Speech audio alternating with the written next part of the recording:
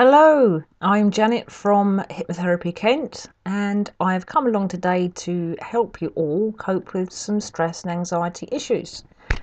I'm seeing far more people coming to me at the moment with stress and anxiety issues than ever before, and maybe it's partly down to the economy at the moment, but maybe for lots and lots of other different reasons.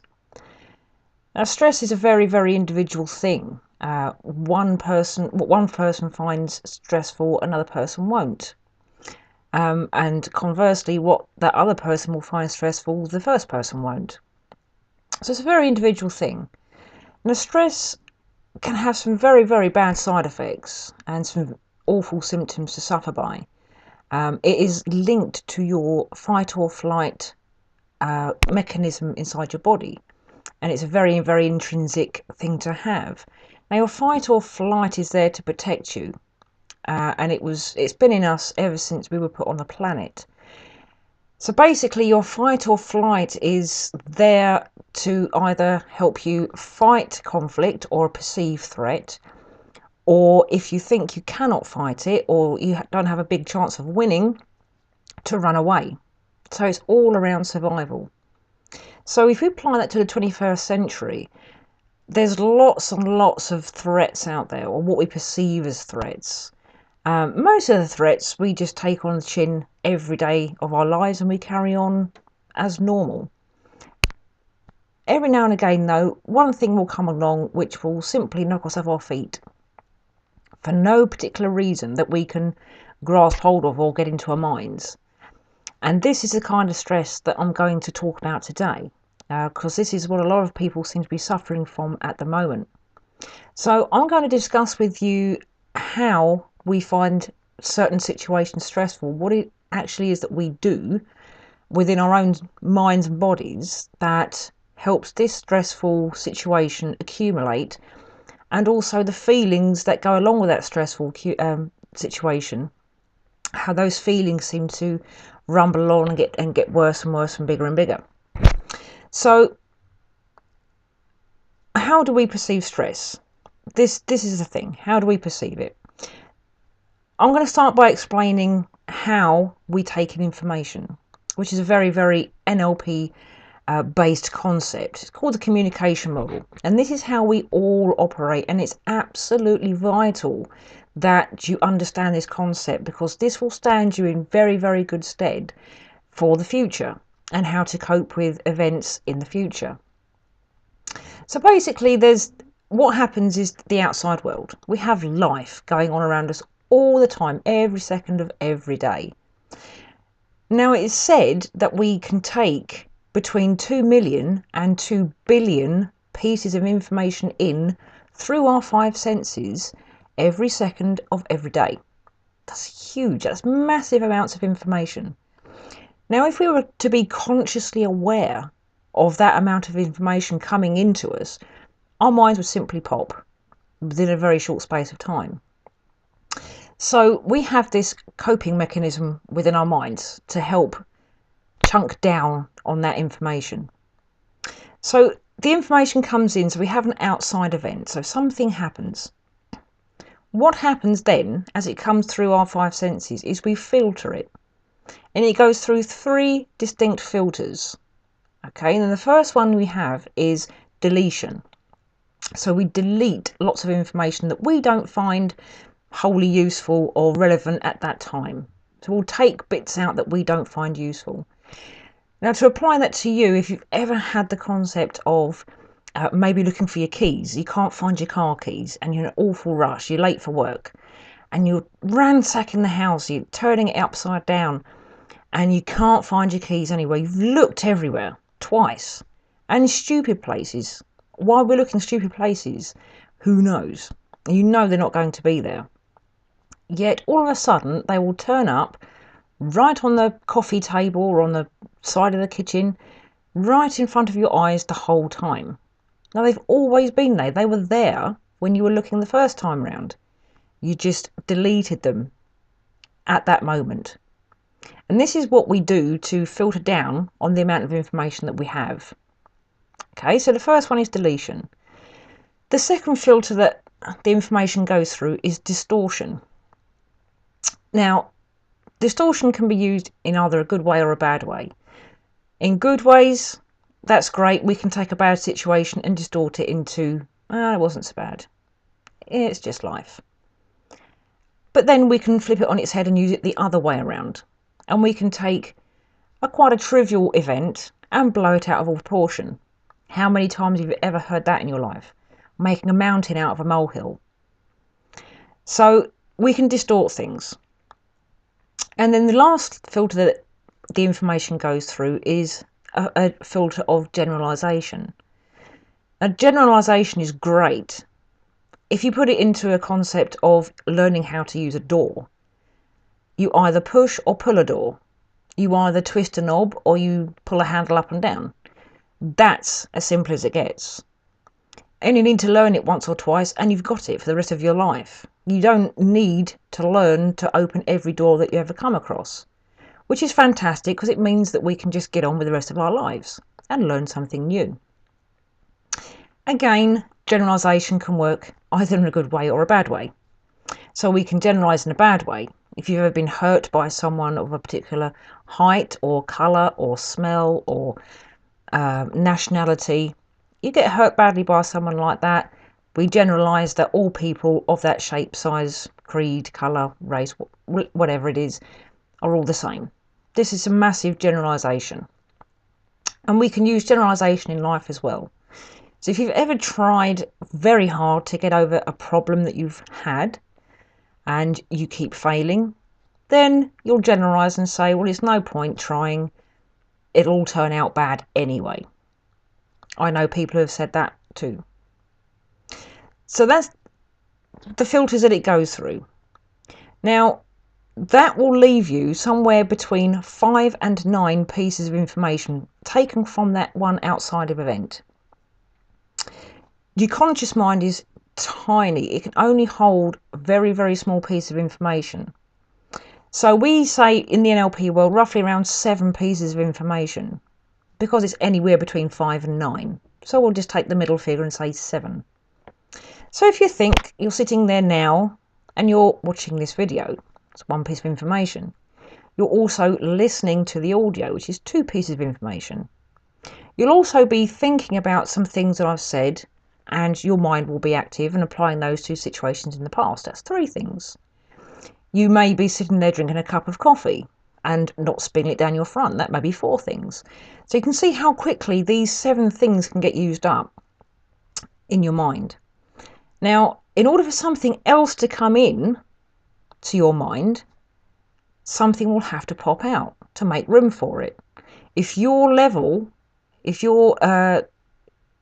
conscious mind is taking up with those pieces of information, something has to go out to make room for something else to come in, which is probably why, if you've ever had the experience, you go shopping, you have a list of 4 or 5 things to get, very, very simple things, everyday things that you have all the time, milk, bread, whatever it is.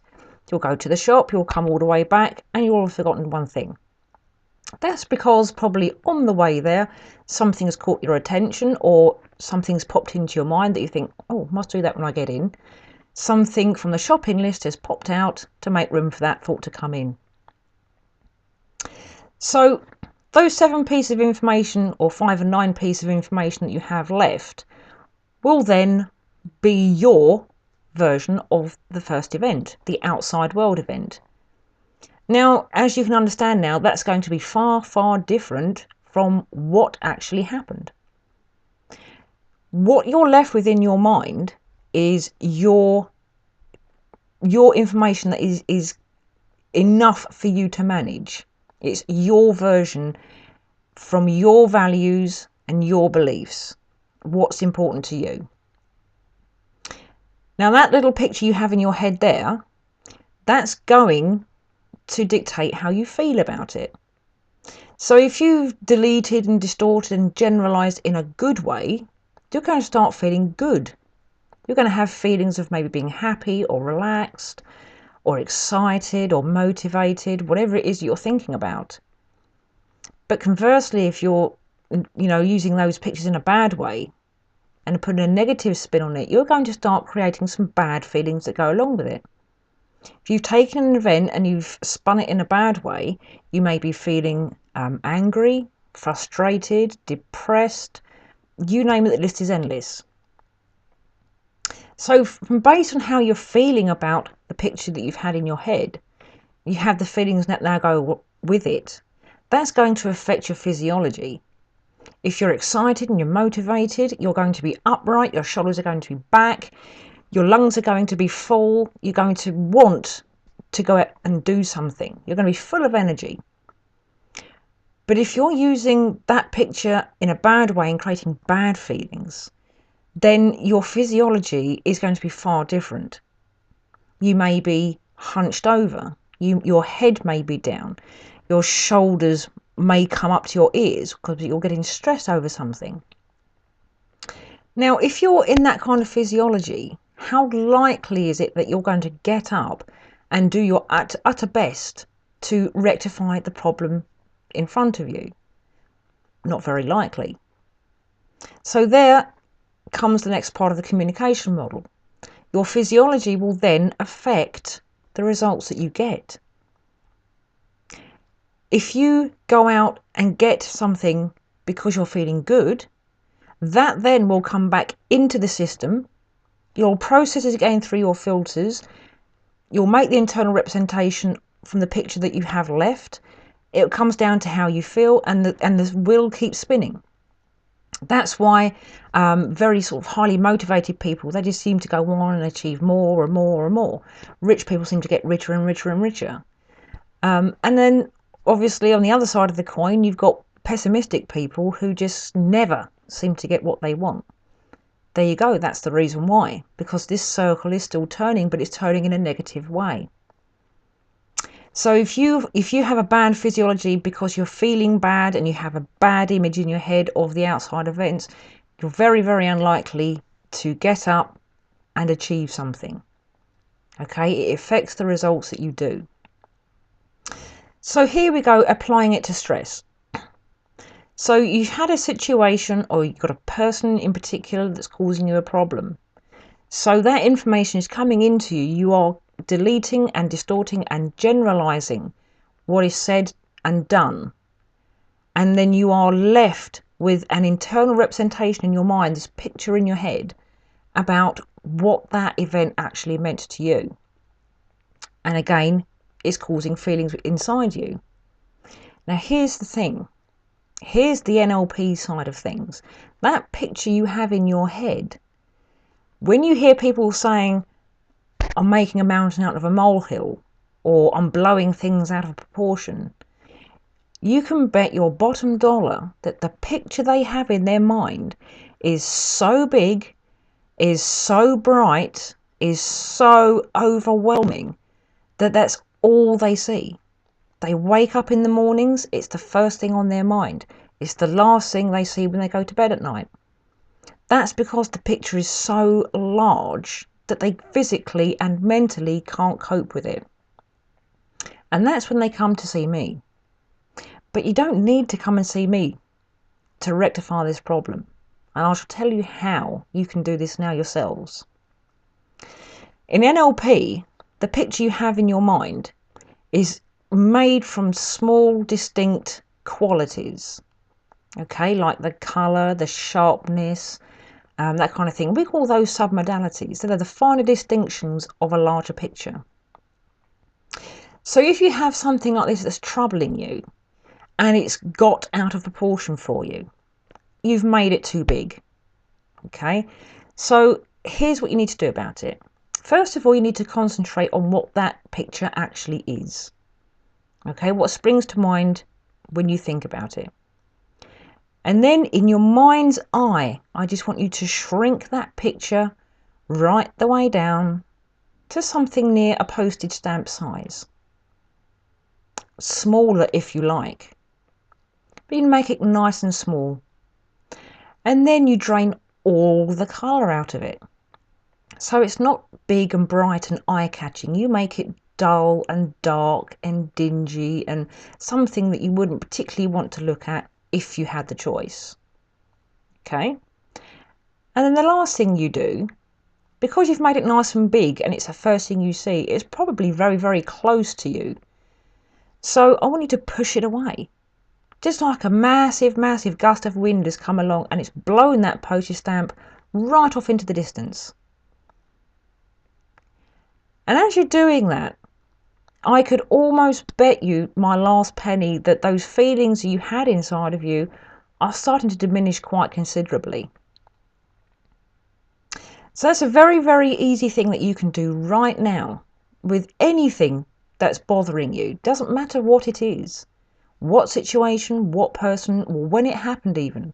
It can be something that happened 5 minutes ago, 10 years ago, or when you were a child. It's a very, very quick and easy exercise to do that will help you enormously. So my question to you as I leave you now is, now you know the communication model and how it affects you, is not what are you deleting and distorting and generalizing to get that picture in the first place, but what are you focusing on that has been left behind? That's the key thing. What have you stripped away? What have you left yourself with that you just can't tear your eyes away from? There's a question for you. I hope you've enjoyed this little chat. I will catch up with you again very soon with another interesting topic and some more self-help. Thanks for joining. Bye bye.